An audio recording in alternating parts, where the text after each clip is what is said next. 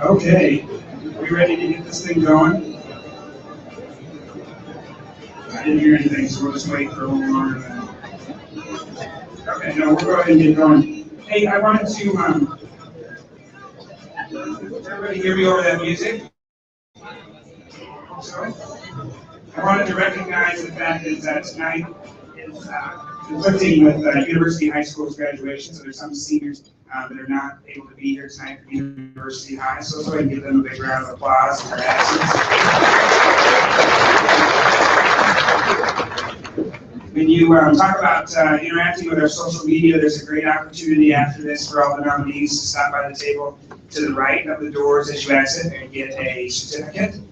Each nominee has a certificate so that you can keep that in your memorabilia as you grow up to look back on this and appreciate it. So make sure you do that, take a selfie, and then make sure you tag and really washed up and shred preps.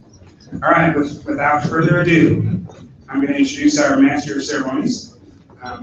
Your Master of Ceremonies this evening is John Hayfelli, who grew up in prep sports, just as many of you have. He graduated from University High School and was honored by the Tribune twice in his prep years as an All-League player and also as the Tribune's Player of the Year.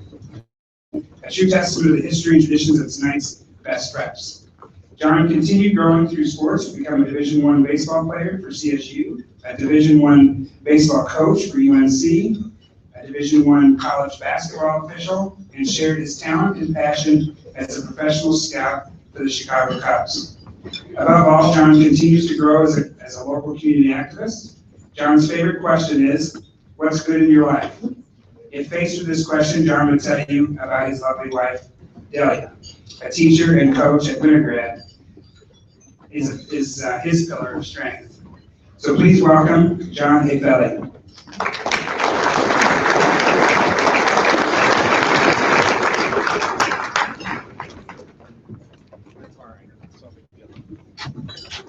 Thanks very much, Bryce. It's a pleasure to be here for this incredible celebration. And I look back 40 years ago when the Tribune and Randy Bangert named me the Baseball Player of the Year. And I thought the fondest memory of my youth would be that baseball award, but in reality it was my hair. But I'm humbled to be here tonight, and the first thing that I get to do is introduce George Karl, the current Sacramento Kings coach.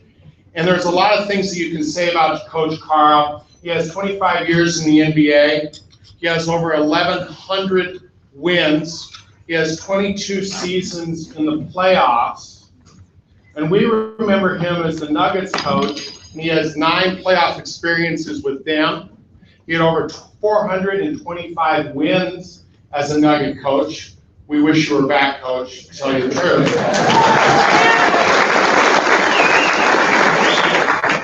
He has been a coach for USA Basketball. He is a former North Carolina Tar Heel and took his team to the Final Four and won an NIT title.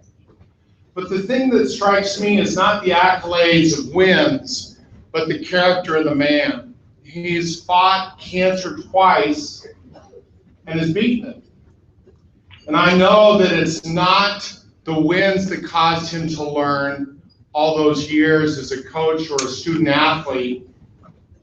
It's the experiences he had during the losses and the relationships that he had with each of his teammates and his opponents. And tonight, as you reflect upon the successes you've had, it's not wins. It's what you learn from the losses and how you challenge yourself to become better through positive reflection that will make a difference. With that, I'd like to recognize George Karl this evening.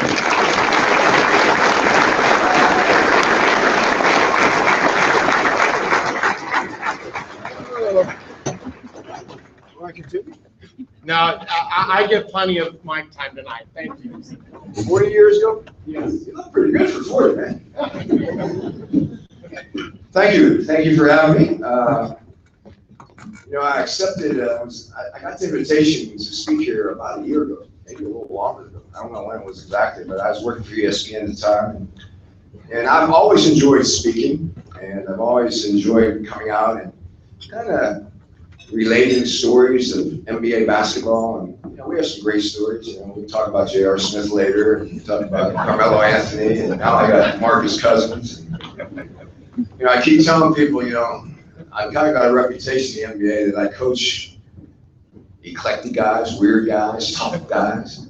And I keep telling them, I went to North Carolina. Remember, I went to North Carolina. We believe a little bit more on the character and chemistry and unity and toughness of a basketball team. But I've been blessed. I've been coaching in the NBA a long time.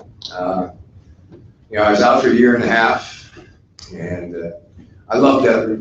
I think I will always live in Denver. I always have a residency in Colorado because it's probably become my home. And I didn't want to leave, but I did want to get back in the gym. And this February, when Sacramento decided to make a change, the opportunity was there. And I've got the old band back together. I had a couple of my assistants who were with me here in Denver, with me in Sacramento. We're going to put together a great staff. We're going to rock and roll for hopefully another 4 or 5 years. And a nice town in Sacramento, California. It's pretty cool. I'm enjoying it. I don't enjoy it as much as I love Denver.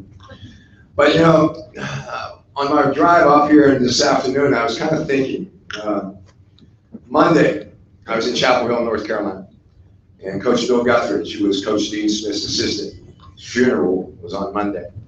And this year's been a tough one. I lost 2 of my best friends, 2 of my greatest mentors, and 2 of my coaches.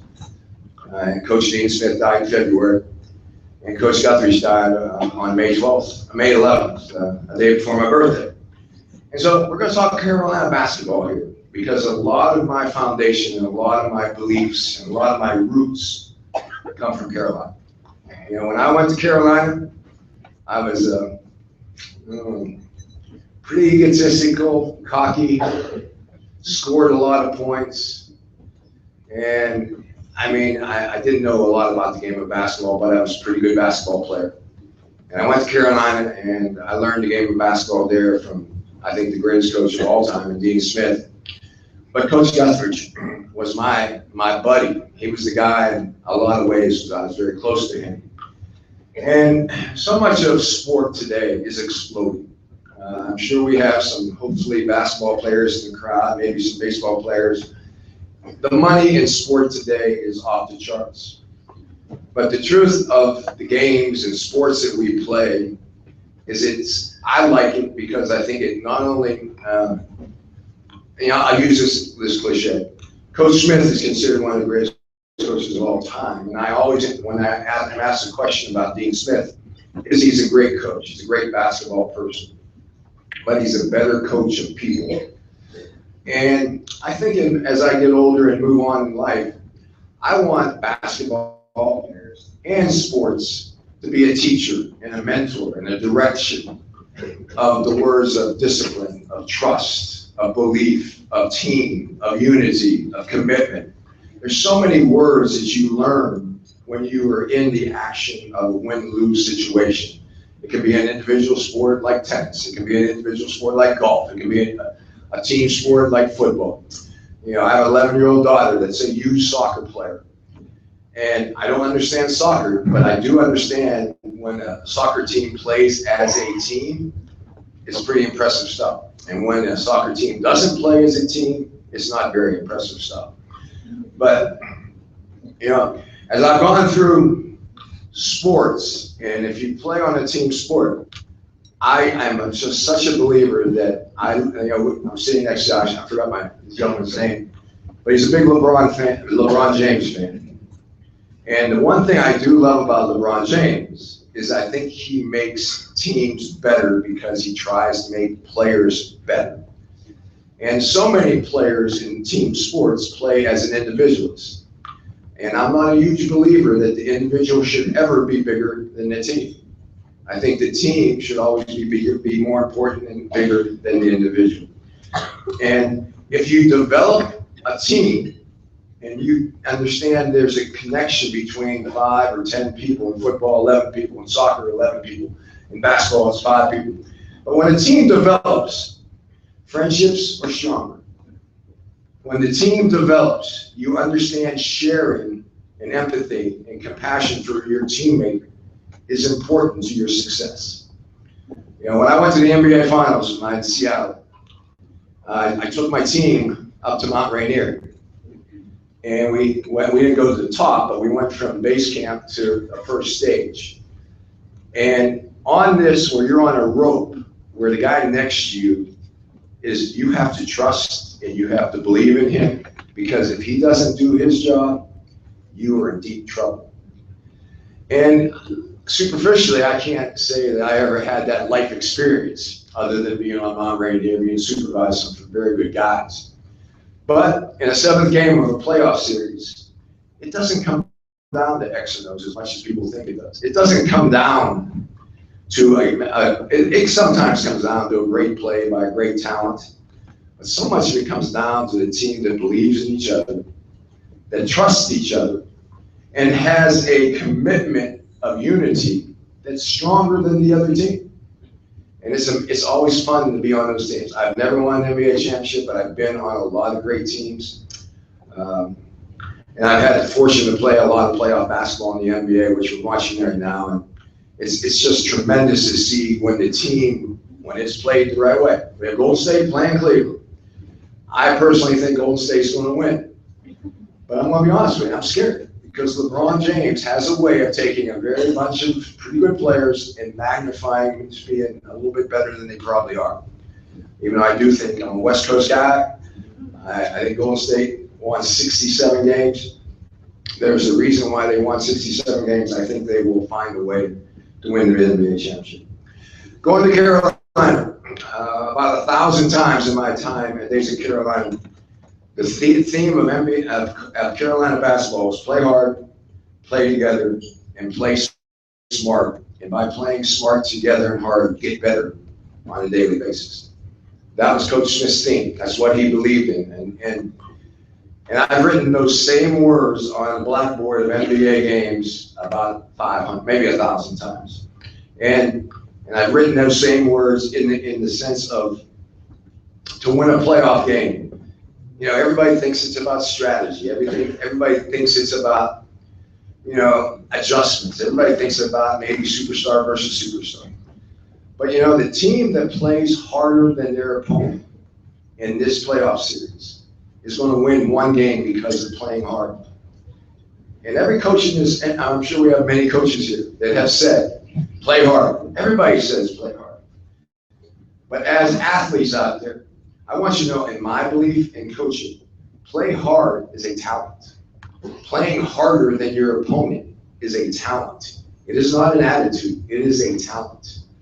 And I've been blessed with guys that play extremely hard. My best team probably was the Seattle Supersonics. I had two crazy guys on my team, Gary Payton and Sean Kemp. Two crazies. I want you to know, when they got into a game, they played hard. Gary and I butted heads probably more than any two coach-player relationships in my career.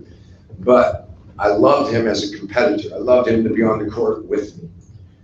My introduction, he introduced me as a guy that just went through 2 cancer treatments. I want to talk briefly about some things I learned through my cancer treatments as I've gotten back into coaching. And I read this actually in a book about Coach Smith a couple of weeks ago.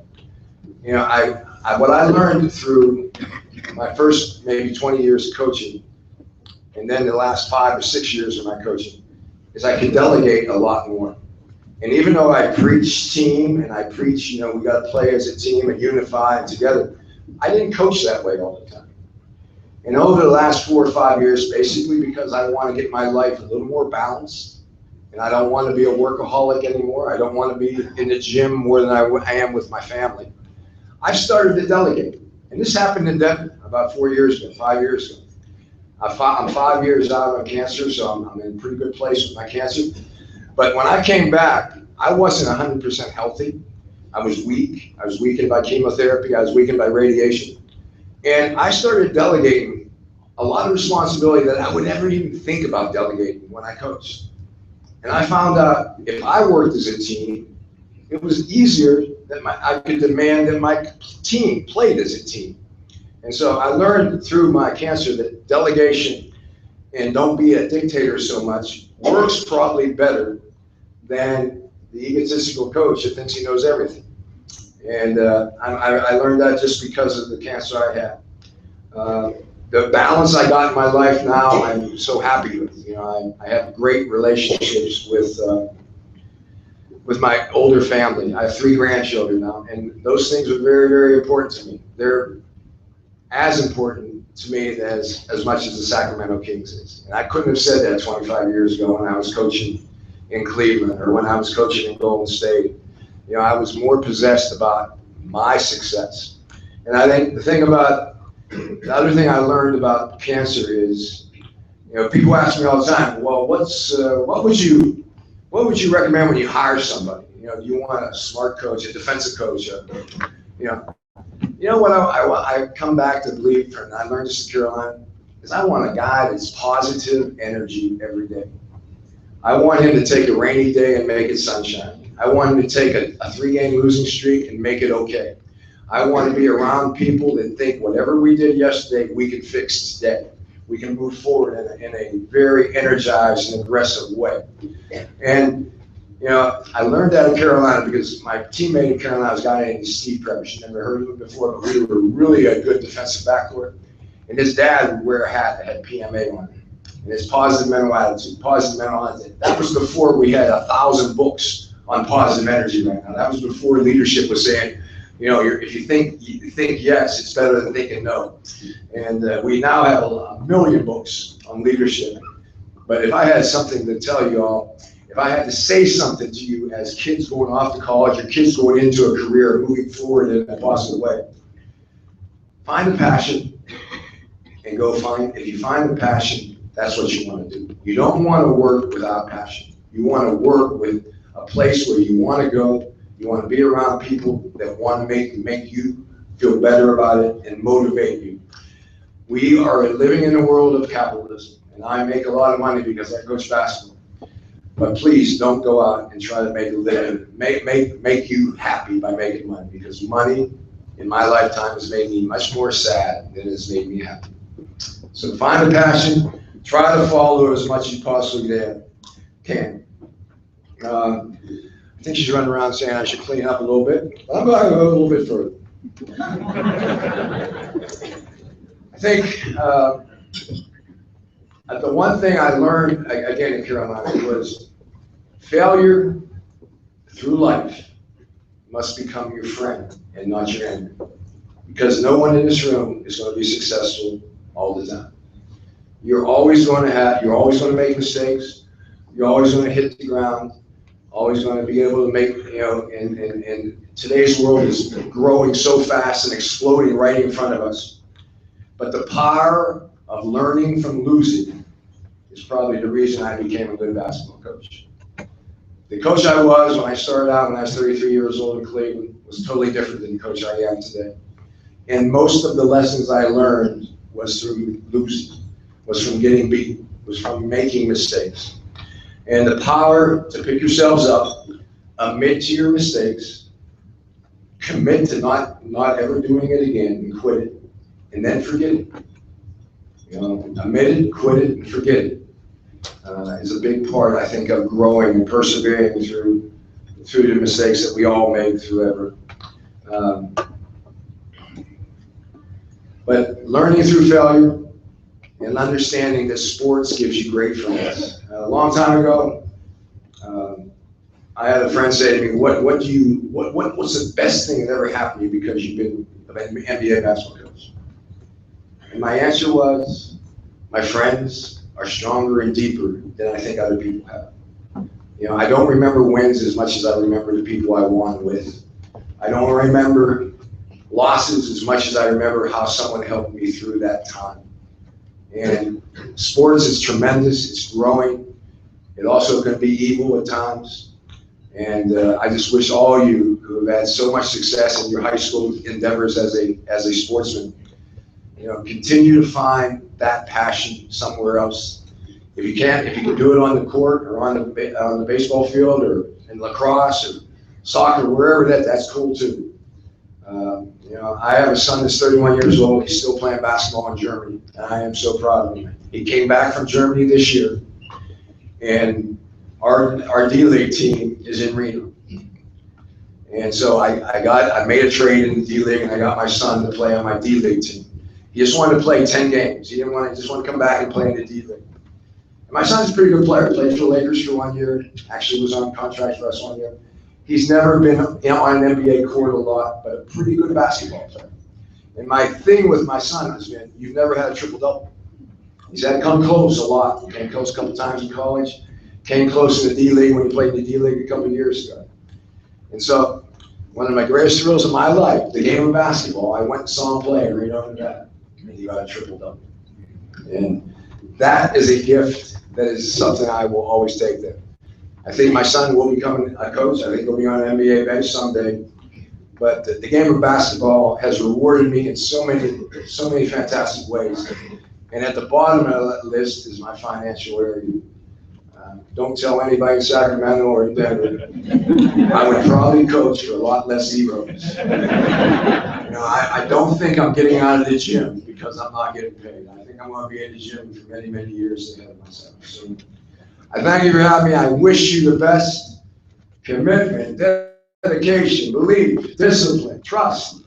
I think the one thing I put on the board so many times in a big-time game is trust and believe in the past and in each other. And trust in each other is so important in life, but it's also so important in many, many ways. I was saying I was going to open up questions and answers. Do you want to throw some? Do you still want to do that? You go for it. Let's go. Give me about 5 or 10 questions if you got some real quick. I like that better than speaking sometimes. How many zeros come home? I couldn't do that. Probably have to put another zero on there. I would love to come home. I mean, I'm not hiding.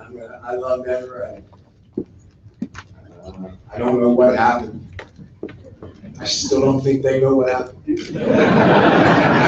Don't put that in the paper tomorrow.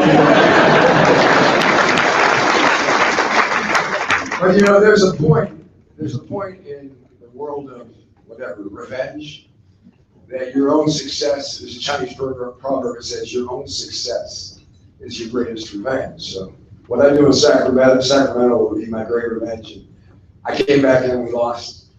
Next year, I'm definitely going to come back here and win in this building. But I don't wish him bad anymore. There might have been a time a year ago, 2 years ago that I was maybe rooting for the other team very much, but I've been blessed not to be on losing teams for a long time, but when you're in a losing situation, it's a tough place. I still have some good friends. Ken Freed and Ty are still pretty good friends with me. I talk to Gallo quite frequently. A lot of the assistant coaches were my assistant coaches, so I only want to bring pain next year to 4 games.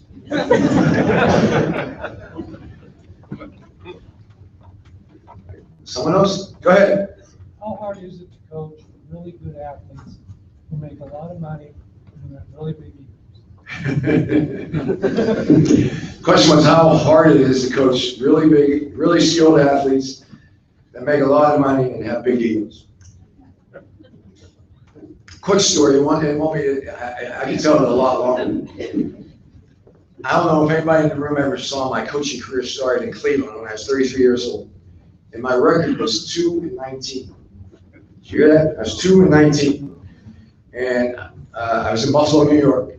I remember the bar. I was in this bar about 1 o'clock at night. My coaches were all miserable, probably drinking too many beers. And there's a guy down here that was drinking too many whiskeys. He was a lot further on the journey of not feeling than I was. And he asked me the question, what do you do for a living? And the last thing I want to tell him that I coached the Cleveland Cavaliers when I was 19. And this is what came out. I said, I'm in ego management and attitude adjustment. And I said, we just had a meeting about our tomorrow we wake up. We got a lot of ego management and doing attitude adjustment. It's getting harder because of the money. It wasn't that hard when I first got into it. My first job as an NBA coach, I made $75,000. And I thought I was on top of the world. And the money we make now is crazy. You know, I tell my players all the time, we're playing Monopoly. We're blessed. We get to play Monopoly. We get to go to the gym, play the game we love, compete, because we compete against the best in the world. And they pay us. And it's crazy. It's crazy. But the money is making it more difficult. And I think society right now, you know, I was talking to some of my table mates who were about, as I said, don't do it for the money. Don't go find a job for the money. Do it because you have a passion to do what you want to do. And if you find that, you're going to be a happy, lucky person, because a lot of people never find the passion that they should. Go search for your passion. Find your passion. Here's another question over here. All the way back. Supposed to put the team together, what are you thinking about? I think you have 10 or 12 guys to get, you got a guideline to talk to go through. Well, it sounds like you've been in my meetings these past week. Philosophically. I'll tell you one thing I believe right now in the NBA game is the point guard is more important than the big guy. And I want a point guard. You know, we have a guy on our team named Karl. I think he's pretty good, but I'd like to do better than that. I think it'll be out in the papers, I'm sure. I would love to have Ty Lawson. I think he's great. I think the way we play, he fits the personality of how I like to play. But we need to find the point guard. You know, putting a team together comes in a lot of different packages. I think shooting, because that three-point line now has become extremely important in the game of basketball. Spacing the court because of making the three. We were not in Sacramento a very good three-point shooting team last year. We need to improve in that area. I have a great big guy, DeMarcus Cousins. I got to figure out how to get him happy running up and down the court. He's not very happy running up and down the court right now. But in the same sense, you know, I think Sacramento has a chance to be vastly improved.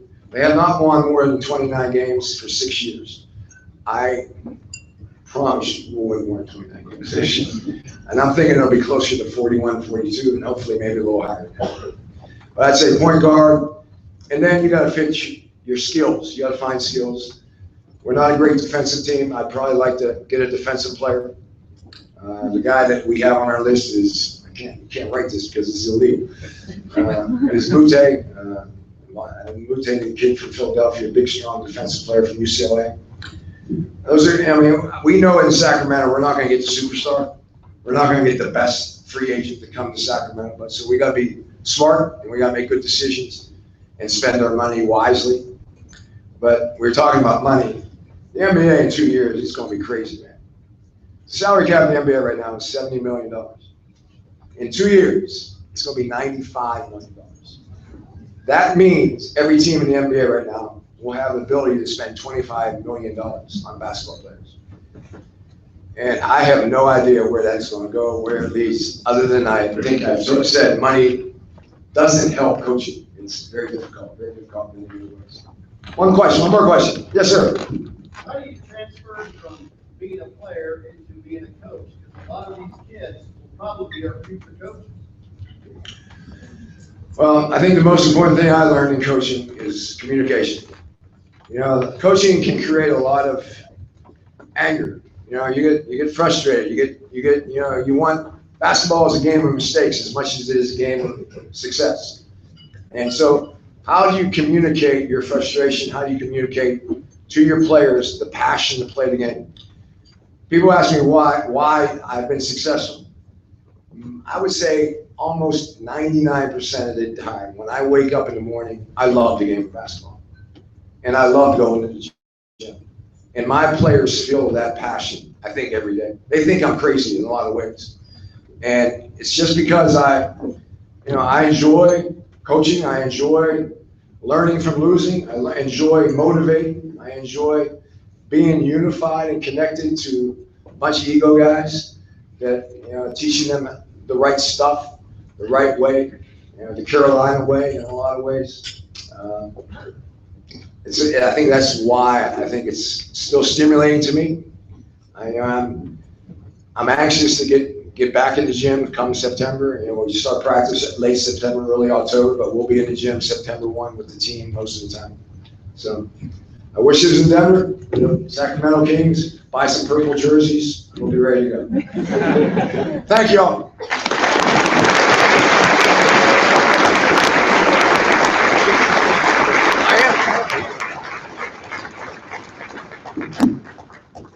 I want you to look around the room, and I want you to think about all the moving parts that there is to put on a banquet of this size, between the sponsorships, finding all the student athletes, getting the parents in the right spot at the right time, having support.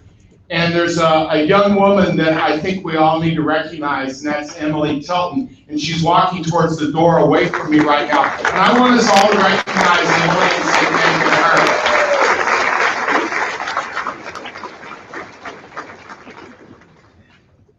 In a society where technology has taken over for media, Weld County is very fortunate to have a newspaper of the caliber of the Greeley Tribune. Every day they weave stories, they talk about people, they make our area special to us, and I'm very, very appreciative of what they do for me as well as you. And there's a person that we need to recognize, and that's Randy Banger, the managing editor of the Greeley Tribune. Thank you very much, Randy.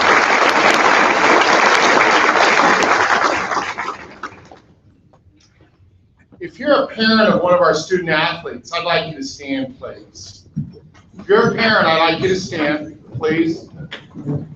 Student athletes, I want you to look around, and I want you to remember back when you were 3 and 4 and 5 years old. And these were the people that took you to the game, they bought you the juice boxes, they drove you all over the state and all over the United States. They supported you when you won, and they dabbed your eyes when you cried. They sat in the stands during high school, and they were probably more nervous than you are. I want each of you to thank the parents right now. Clap, ladies and gentlemen.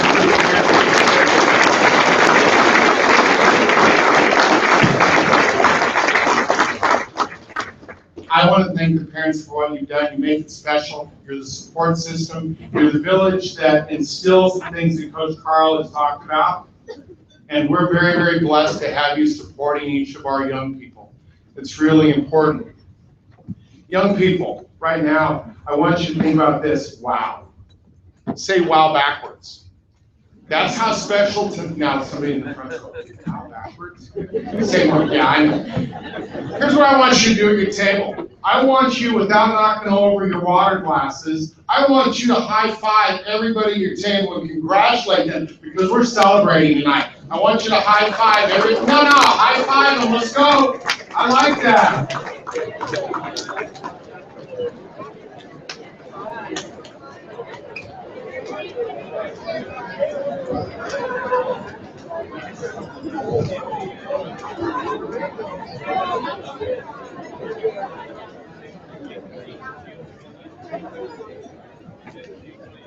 Each of you should be very proud of yourselves.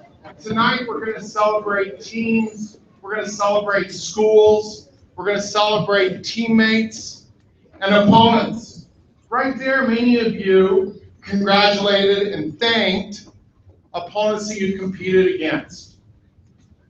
Someday you're going to be out in public and you're going to run into those people, and like Coach Karl described, you're going to be excited by the fact that you had the opportunity to compete. Each of you's learned from the experiences you've had as a student athlete, and you need to reflect upon those and use those to guide you in life. You're going off to college, you're joining the military, you're going to the workforce.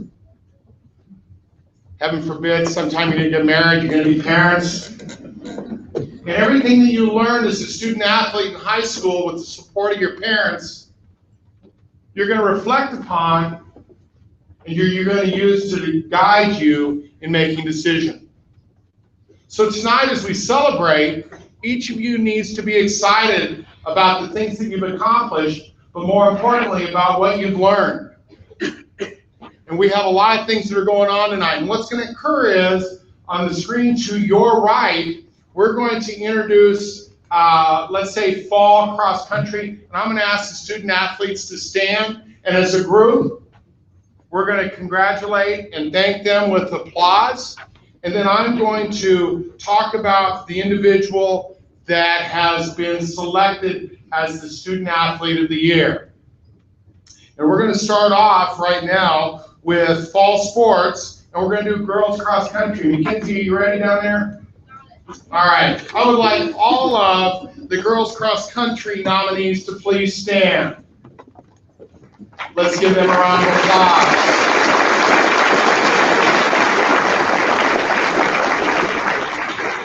The 2015 Best Prep for Girls Cross Country is Hannah Brown, Frontier Academy freshman. Even though it was her first year with Wolverines, Hannah, would you please join us on stage? Brown made an immediate impact. She placed 20th at the state cross country 3A cross country championships in October with a time of 22 minutes and 12 seconds. Frontier took 13th as a team at state. Brown was also the runner-up at the 3A Region 4 meet with a time of 20 minutes and 53 seconds. Hannah Brown.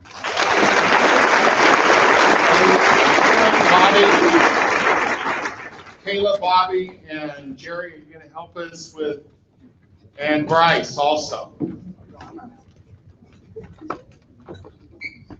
All right, as I read the bios, if the individual would start walking up, and let's hold our applause until he or she gets to the stage. The 2015 cross country for boys, Josiah Davis, also from Frontier Academy, a junior. Davis helped lead the Wolverines to a second place finish at the Class 3A cross country championships. He placed 9th individually with a time of 17 minutes and 42 seconds and earned all-state honors. Davis also claimed an individual championship at the 3A Region 4 meet with a time of 17 minutes, 7 seconds, and Frontier was the regional champion. Josiah Davis.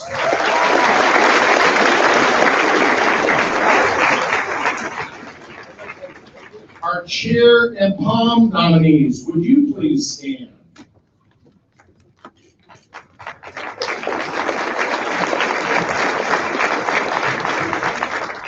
This year's prep award winner is Victoria Whitmore from Frontier Academy, a senior. Whitmore has cheered for the Wolverines for 3 years and was the leader on the team for the student body. She was the team captain for all 3 years and was a versatile cheerleader. In addition, she danced for 1 year with the University Pawns, participated in drama productions all 4 years, and earned the prestigious spot of salutatorian. Congratulations.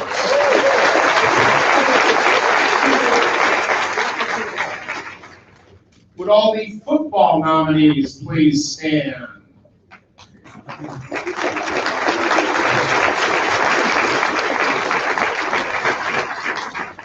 Tyler May, Day Spring Christian Senior, is our award winner this evening. The tailback star for the Eagles had another outstanding season after playing quarterback in 2013 to 2015, leading Day Spring to a state title. This season, he led the team with 180 carries for 2,031 yards and 28 touchdowns on the ground. May also caught 19 passes for 370 yards and 4 more touchdowns. And on defense, he recorded 59 total tackles, 39 of them solo, and had 5 interceptions. Congratulations.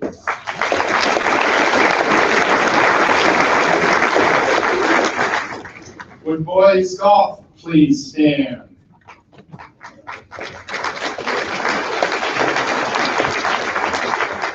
We're going to recognize Brett Kranz from Windsor, a senior. Kranz capped his stellar 4-year career in style. Against the top golfers from throughout the state, he carded placed 10th in the 4A boys on September 30th at Walking Stick Golf Course in Pueblo.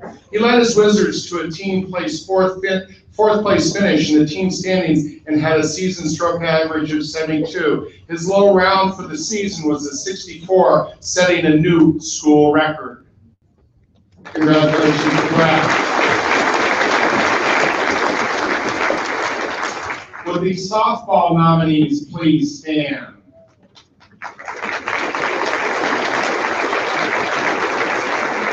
Our player of the year is Bridget Hutton, Valley's senior pitcher.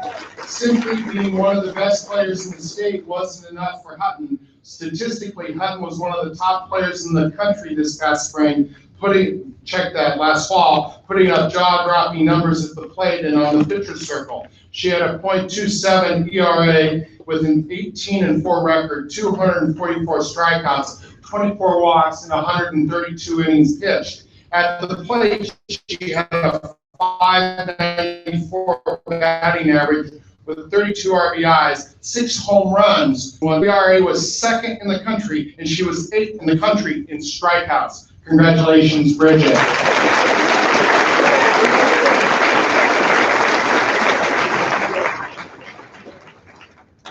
Would the boys' soccer nominees please stand?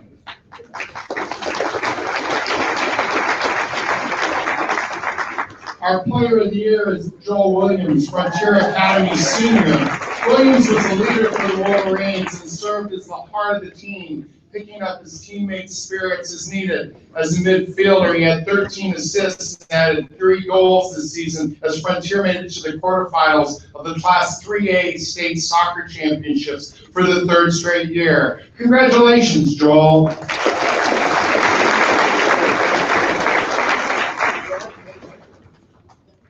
Boys tennis, would all of those nominees please stand? Tonight we're recognizing Connor Clancy, Greeley Central sophomore.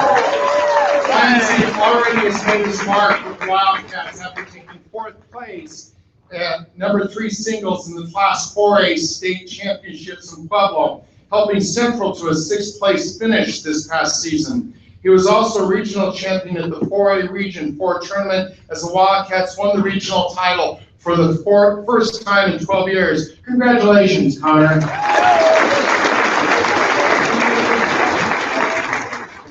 Would all the volleyball nominees please stand?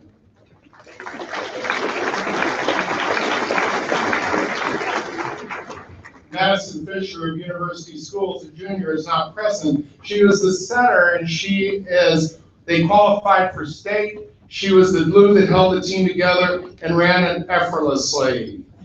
Congratulations to Madison.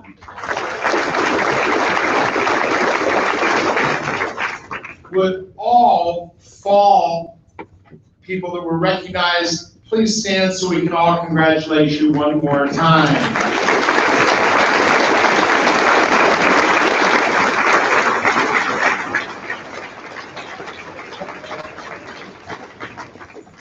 We're now going to move on into the winter season with girls basketball. Would all girls nominees please stand?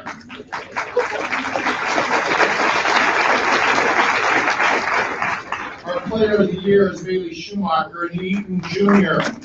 On a team with no shortage of quality players, Bailey was the driving force behind an Eaton team that finished with a 23-4 record and placed 5th in the Class 3A state tournament. She led the Reds in scoring with an 11.6 average to go along with 3.6 steals, second on the team. She was a terror on the perimeter, connecting on 31 3/10 of her 3-point shots and making 50 of them in 27 games. Congratulations, Bailey.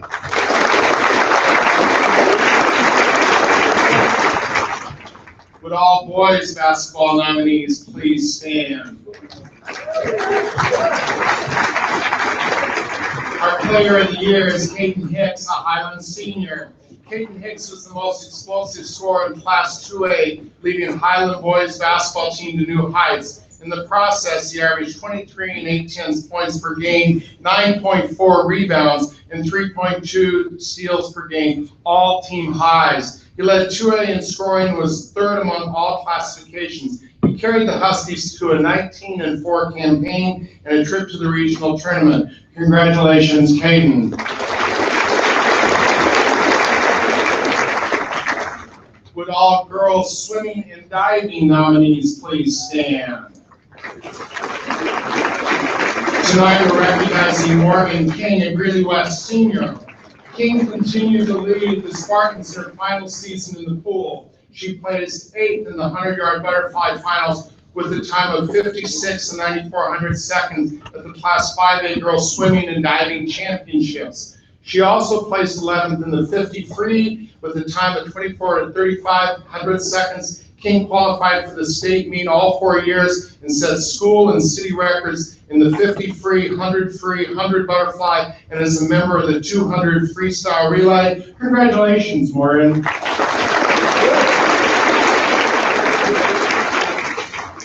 Would our wrestling nominees please stand?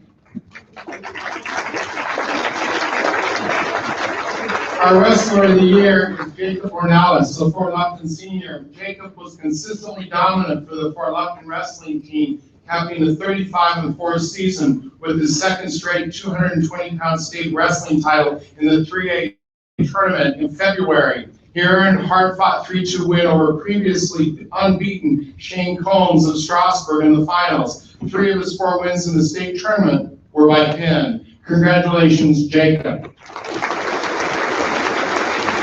In his absence this evening, his father, Pat, and Coach Tom Gashala will accept the award on his behalf. Okay, congratulations to them as well. All right. I would like all winner oh, here they come. We're glad you're here. Let's give them a round of applause, please.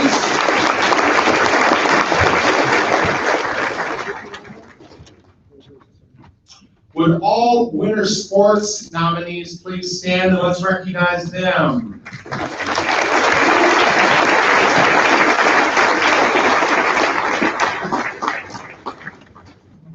And due to the wonderful weather, our spring sports are just ending as of last Wednesday. And so we're going to recognize them. I would like all baseball nominees to please stand. This year's Player of the Year is Ryan Taylor, an Eaton senior. Taylor was the ultimate dual threat in leading Eaton to its 11th state baseball title in program history. At the plate, he batted in the 2-hole and was a doubles-producing machine. On the mound, he was one of the top performers on arguably the best, deepest pitching staff the Reds have ever had. He kept his stellar high school career by earning the win on the mound and Eaton's 7-1 victory against Rush in the title game on Wednesday. He scattered 6 hits, struck out 6, and allowed no earned runs. Congratulations, Ryan.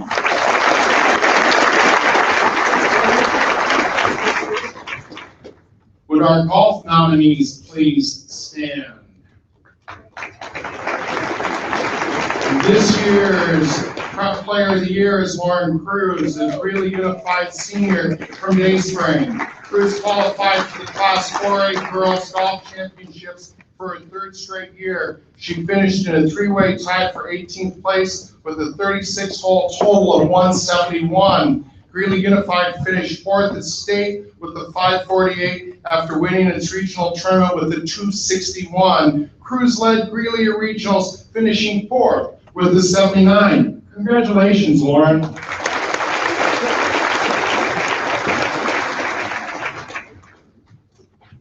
This year, boys lacrosse is a new addition to the best preps. With one high school in the best preps region competing in Chaska lacrosse, the best prep for boys lacrosse is Joe Smirmock from Windsor.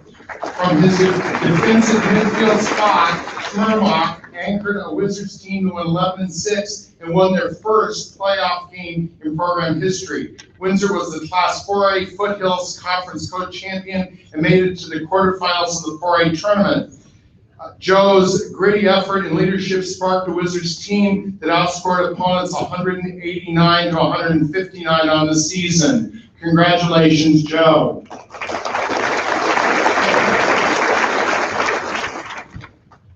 Would the girls' soccer nominees please stand?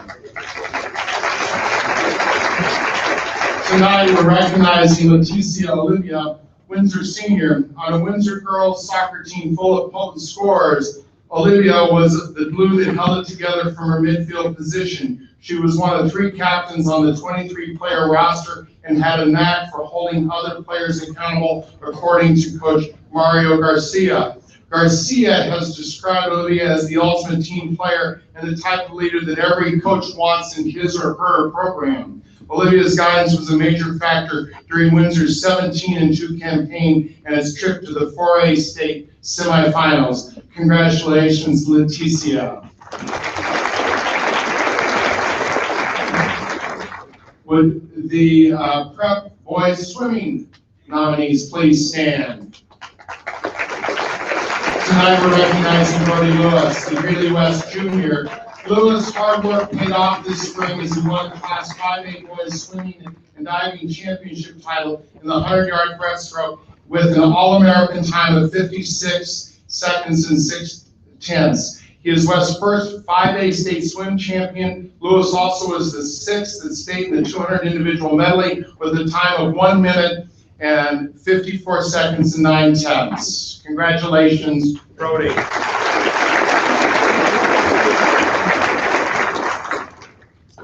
Would all girls tennis nominees please stand? Tonight we're recognizing senior Kelly Davidson and junior Kayla Hoskins of Greeley West. The #1 doubles team of Davidson and Hoskins made it to the Final Four of the Class 5A Girls Tennis Championships this spring. It was West's first semifinals appearance since the Spartans joined the 5A ranks in 2011. Davidson and Hoskins finished the season with a 16-5 record as West took 13th place at state. Congratulations, Ellie and Kayla.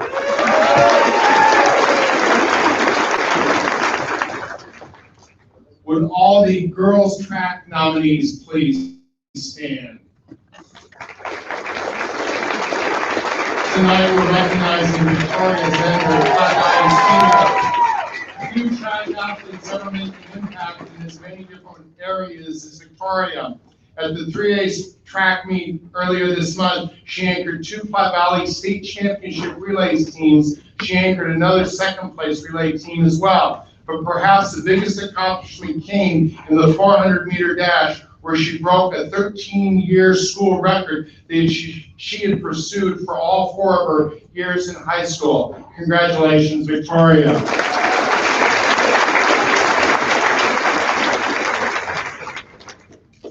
Would all boys track student athletes please stand? Tonight we're going to recognize Luke Dugan of Pawnee Jr. Luke was a one-man wrecking crew, leading Pawnee to a top 10 finish in the 1A track and field standings earlier this month. He placed first in the 3,200-meter run, earning the 2nd individual track championship of his high school career. He was 4th in the 800 and 4th in the 1,600, remaining within arm's length of a first place for almost the entire race before succumbing to fatigue in the race's final 400 meters. Dugan definitely left it out on the track in the final meet of his junior year. Congratulations, Luke.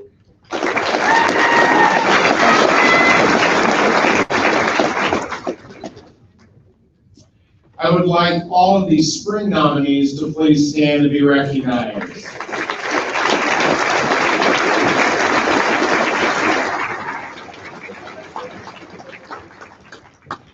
Before we continue, I would like to take a moment to recognize the Greeley Tribune sports team.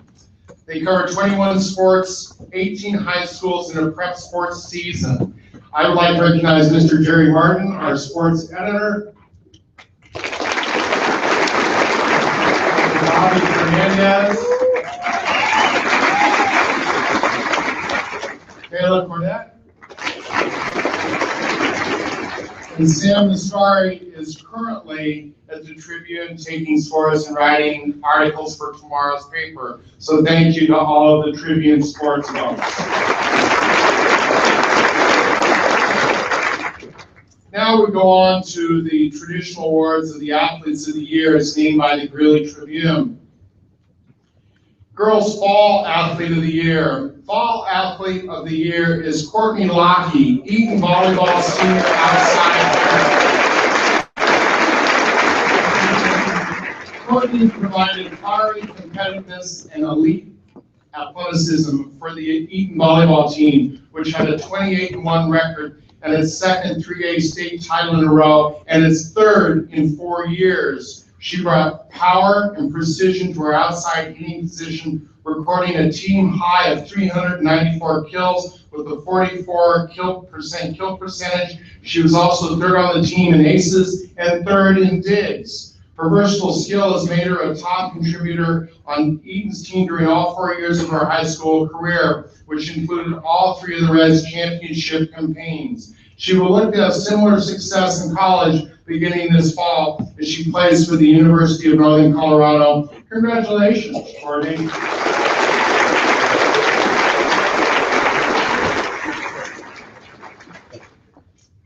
Our boys' fall athlete of the year, Daniel France, Platte Valley football quarterback, Green West boys tennis tennis player.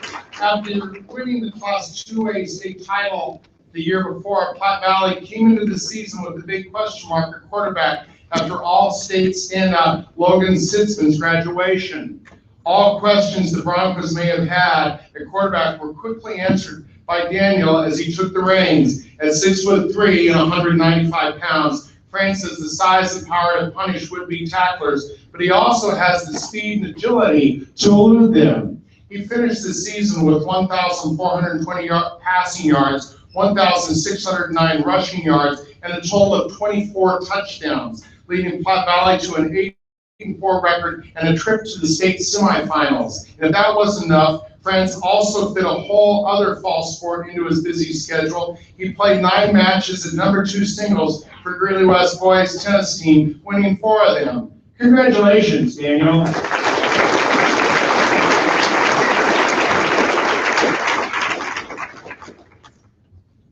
The Greeley Tribune winner sports athlete of the year for girls is Morgan Friesen, Windsor sophomore girls swimming. If you thought nothing could have topped Morgan Friesen's freshman year with the with Windsor girls swimming and diving program, think again. After winning the state title as a freshman with an All-American record time in the 100 breaststroke, Friesen did one better as a sophomore this past winter. At the 4A state meet in February, she shattered the all-classification record in the 100 breaststroke with a jaw-dropping time of 1 minute, 1 second, and 9/10, picking up another state title and another All-American time in the process. Congratulations, Warren.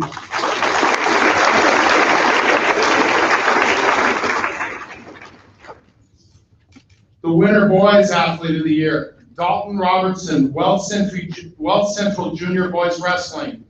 The break that Dalton Robertson took from topping state championship podiums was brief, to say the least.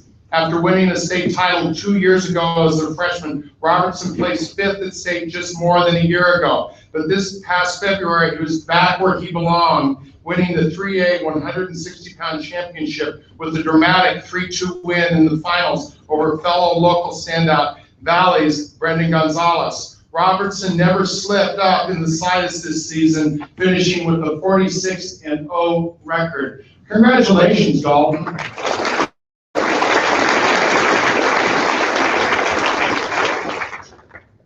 Our girls' spring athlete of the year, Jayla Jarnigan, of Eaton's senior girls track. The Eaton girls track team displayed ultimate balance and versatility in winning its first team title just a few weeks ago, and Jayla was the personification of the versatility. Also a standout softball player and girls basketball player, Jarnigan was all over the place during the 3A state track meet earlier this month. Jarnigan tied for 5th in pole vault, was 6th in the shot put, and also contributed heavily to a multiple high-placing relay teams. Congratulations, Jayla.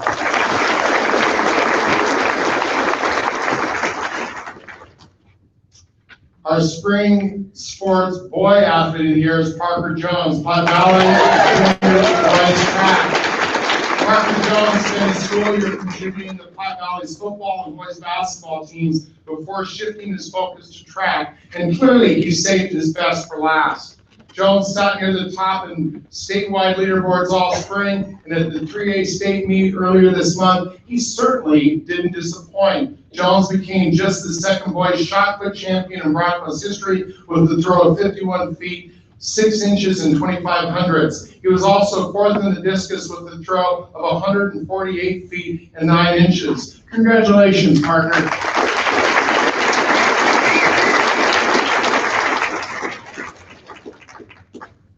tonight we have a special recognition. It's called the Heart and Soul Award. And it's going to be presented to Zach Wynn, Prairie Senior. Zach Wynn's last name says it all. All he does is win despite overcoming roadblock after roadblock. Wynn is a 5-sport athlete, and he capped his high school career in a 1A state championship in the boys' 1,600-meter run earlier this month. Winning the state title is impressive in itself. The obstacle Wynn has battled through makes his accomplishment mean that much more. Wynn often spends time in the hospital because of a variety of ailments, including Crohn's disease, on these medical terms, postural arthritic trachea syndrome, POTS, primary sclerosis pluritis, PSC. He will ultimately have to receive a liver transplant. But despite all the potential setbacks, the courageous Wynn found a way to top the podium after competing against the top runners in the entire state earlier this month. Congratulations, Zach.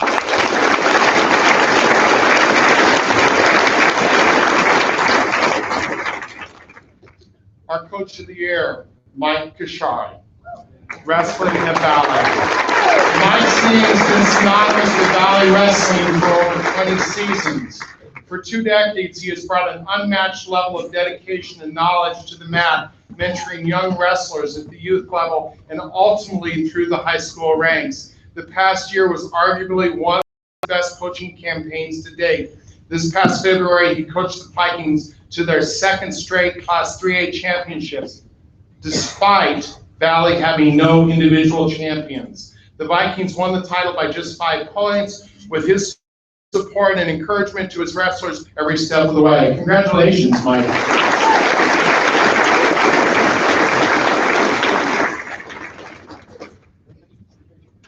Our overall boys athlete of the year, and I'm afraid he is not present, is Garrett Colson, Eaton Senior in football, wrestling, and track.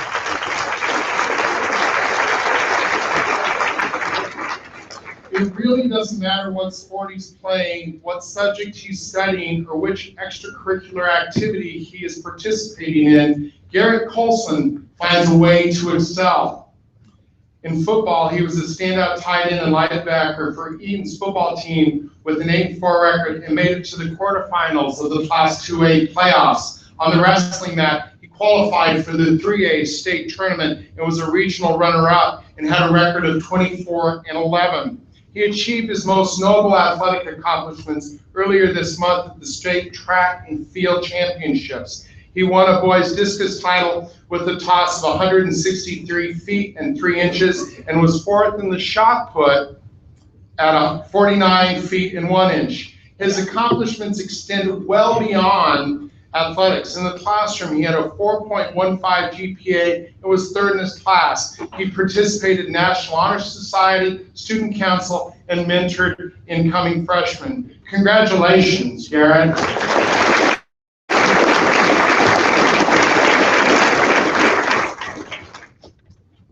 Our Greeley Tribune Girls Athlete of the Year, Corey Offit, Valley Senior Volleyball and Girls Basketball. Corey's list of athletic achievements and community work is just as diverse as her athletic portfolio. On the volleyball court, she was the spark plug and inspirational leader for a Valley team that went 25-4 and was the 3A state tournament runner-up. She was 1st on the team in assists with 822 and in aces with 66. Her assist total was 2nd in 3A. Adding to her versatility, she was also 3rd on the team in stuff blocks and 4th in digs. In basketball, she was 2nd on the team in scoring for a team that went 15-9. However, her athletic achievements are just the tip of the iceberg in the classroom. She has a 4.22 GPA, 1st in her class, and she was the class valedictorian. She is the current student body president, a member of the student council and the Key Club. Corey regularly performs charitable acts, including volunteering at the Rodarte Center, helping organize coat drives, preparing troop care packages, participating in food drives, and helping coach youth volleyball and basketball. She was also a volunteer coach for the Special Olympics. Whether it was on the court, in the community, Corey was a leader with her words and her actions. Congratulations, Corey.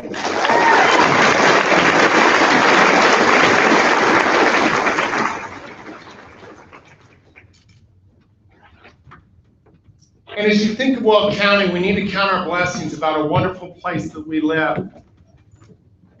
And it's not just the location, but it's the people that make it special. And that's all of you.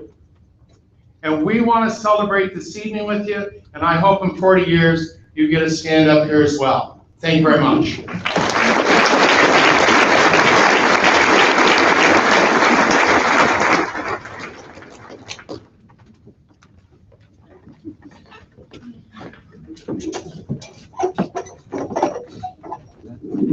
A little shorter here. I'll be giving a closing speech tonight. Thank you to John, our special guest, Coach Karl, and to our sponsors, Greeley Mazda, Bill Barrett, and Ames Community College.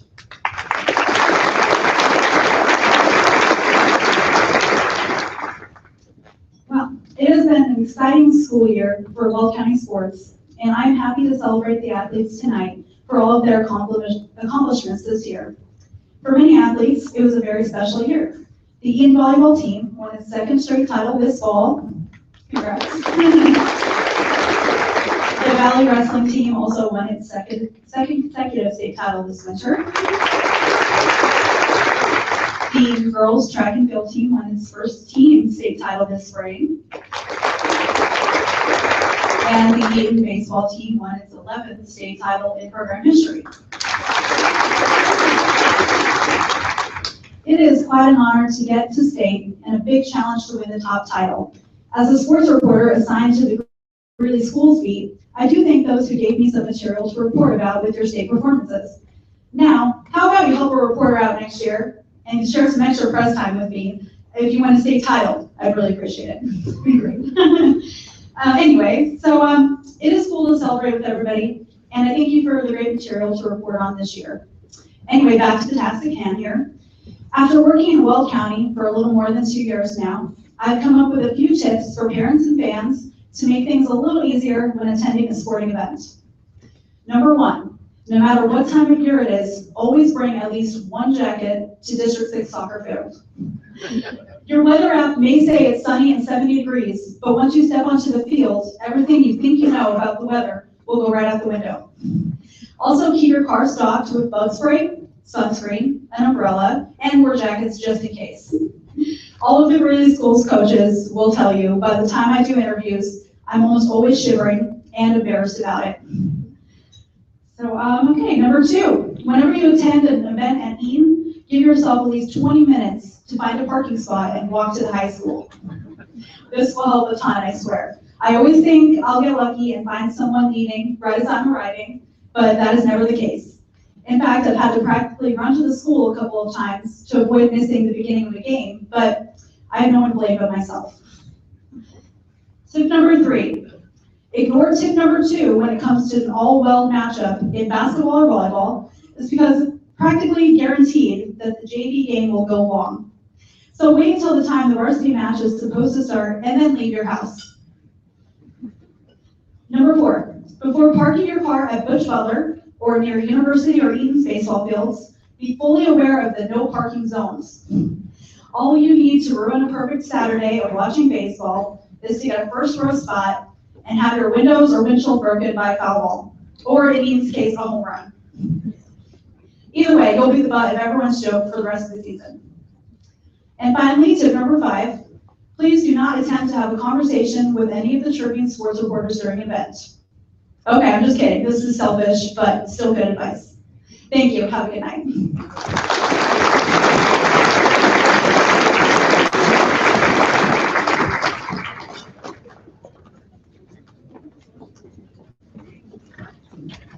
Thank you all very much. We appreciate you coming. Please stop by the Green Subaru booth. They're giving away a ride, a weekend in a Mazda, and dinner for like 12, maybe 2. What is it? 2? So please stop by there, sign up for that drawing. Thank you all. Have a great evening.